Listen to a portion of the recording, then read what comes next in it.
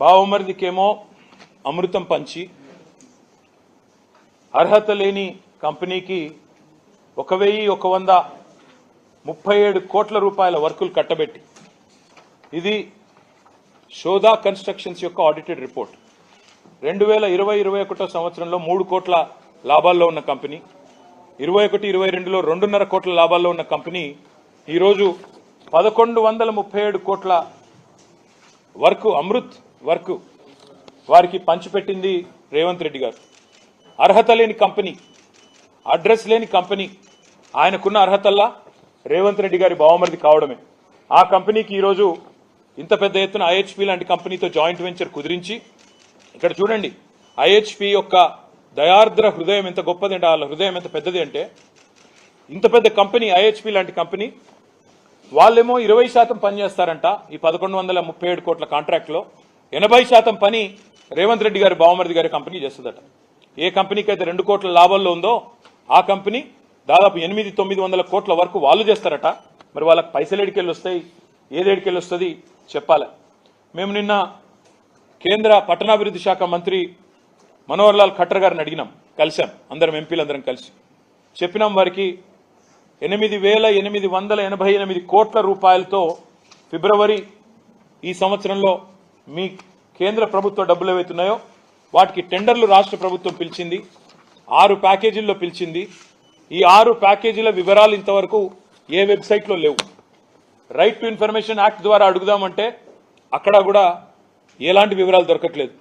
ఎందుకింత దాచిపెడుతున్నారు, ఎందుకింత రహస్యం, ఎందుకింత గోప్యత అంటే ముఖ్యమంత్రి గారి బావమరిది కంపెనీ ఉన్నది కాబట్టి, ముఖ్యమంత్రి గారి మీద ఈగ వాళ్లకుండా చూసుకోవాల్సిన బాధ్యత రాష్ట్రంలోని అధికారులదే కాబట్టి వాళ్ళు బయట పెట్టడం లేదు.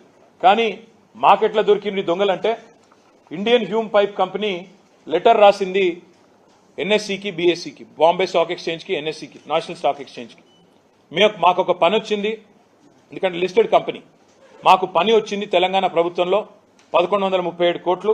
కానీ మేము చాలా మంచి వాళ్ళం, ఎందుకంటే రేవంత్ రెడ్డి గారి బావమరిది కంపెనీకి 800 కోట్ల వరకు, 900 కోట్ల వరకు వాళ్ళకిచ్చి మేము కేవలం 20% చేస్తా ఉన్నాం. మేము వాళ్ళకంటే 1000 రెట్లు ఎక్కువ పెద్ద కంపెనీ అయినా మా గుండె కూడా పెద్దది కాబట్టి మేము రేవంత్ రెడ్డి గారి బావమరిది మీద ప్రేమతో మేము ఈ రకంగా తప్పుకున్నామని వారు చెప్తా ఉన్నారు. నేను ఒక్క మాట అంటా ఉన్నా రేవంత్ రెడ్డి ప్రభుత్వాన్ని, అదేవిధంగా కాంగ్రెస్ ప్రభుత్వాన్ని. రేవంత్ రెడ్డి గారు మీ బావమరిది గారికేమో అమృతం పంచి వాళ్ళ కొడంగల్ వాసులకు విషం పంచుతా ఉన్నాం ఫార్మా పేరిట. ఇది ప్రజలందరూ చూస్తూ ఉన్నారు. నిన్న జరిగిన సంఘటన, ప్రజల తిరుగుబాటు ఏదైతే కొడంగల్లో ప్రారంభమైందో, మీ బావమరిదికేమో ఇక్కడ అమృతు, మీ అల్లుడు గారి ఫార్మా కంపెనీకేమో కొడంగల్లో భూములు గుంజుకోవాలా, దానికి మీ తిరుపతి రెడ్డి గారి దాదాగిరి, అల్లుడు కోసం ఈరోజు కొడంగల్ని బలిపెట్టే పరిస్థితి ఈరోజు కనబడతా ఉంది. అందుకే ప్రజల తిరుగుబాటు కూడా అక్కడ మొదలైంది. ఇంకా విచిత్రం ఏమంటే, రుణమాఫీకి డబ్బులు లేవు, రైతు బంధుకు లేవు, డబ్బులు ఎగ్గొట్టినారు ఆల్రెడీ వానాకాలం, పింఛన్ల పెంపు కోసం డబ్బులు లేవు, తులం బంగారం ఇవ్వడానికి డబ్బులు లేవు, మహిళలకి 2,500 రూపాయలు ఇచ్చేదానికి లేవు డబ్బులు. కానీ చాలా విచిత్రం, మహారాష్ట్ర ఎన్నికల్లో సిగ్గు లేకుండా 300 కోట్లతో అడ్వర్టైజ్మెంట్లు ఇవ్వడానికి మాత్రం డబ్బులున్నాయి. 300 కోట్లని నేను ఊరికే ఆరోపించట్లేదు. 300 కోట్ల తెలంగాణ ప్రజల సొమ్ము నీ అబ్బ సొత్తు అన్నట్టు, మీ రాహుల్ గాంధీ సొత్తు అన్నట్టు, ఇవాళ చేయని పనులు చెప్పినట్టుగా దిక్కుమాలిన ప్రచారం. जो काम किया ही नहीं तेलंगाना में, उसको लेके महाराष्ट्र में आज कैंपेन चल रही है. महाराष्ट्र में राहुल गांधी झूठ बोलते हैं, कहते हैं कि हम हर महिला को हर महीना 2,500 रुपीस हम डिपॉजिट करते हैं महालक्ष्मी स्कीम के अंदर. ये झूठ है, सरासर गलत है. मैं राहुल जी से सवाल करता हूं, उनसे डिमांड करता हूं, आप आइए तेलंगाना, एक महिला मुझे मिलाइए, दिखाइए जिनको आपकी गवर्नमेंट ने 2,500 रुपया महीना आज तक दिया हो इस 11 महीने में. मैं पूछना चाहता हूं राहुल जी से, आप जो यहां पे झूठ बोल के महाराष्ट्र में सियासी फायदे के लिए आप कोशिश कर रहे हो, इसमें एक भी 300 करोड़ खर्च करके जो आप कैंपेन कर रहे हो तेलंगाना प्रजा की धन के साथ, इसमें एक भी अगर सच्चाई है क्या, आप एक बार अपने आप से इंट्रोस्पेक्ट कर लेना. मैं दूसरी बात भी कहना चाहता हूं, వీళ్ళు తెలంగాణలో కాంగ్రెస్ హైకమాండ్ మోడీ గారు అంటా ఉన్నారు ఏటీఎం అయిపోయింది తెలంగాణ. ఎస్, राहुल गांधी कांग्रेस पार्टी की तेलंगाना हैज बिकम एटीएम। मैं मोदी जी से पूछना चाहता हूं, मोदी गारिని అడుగుతా ఉన్నా, మరి తెలంగాణ ఏటీఎం అయితే మీ ప్రభుత్వం ఏం చేస్తుంది?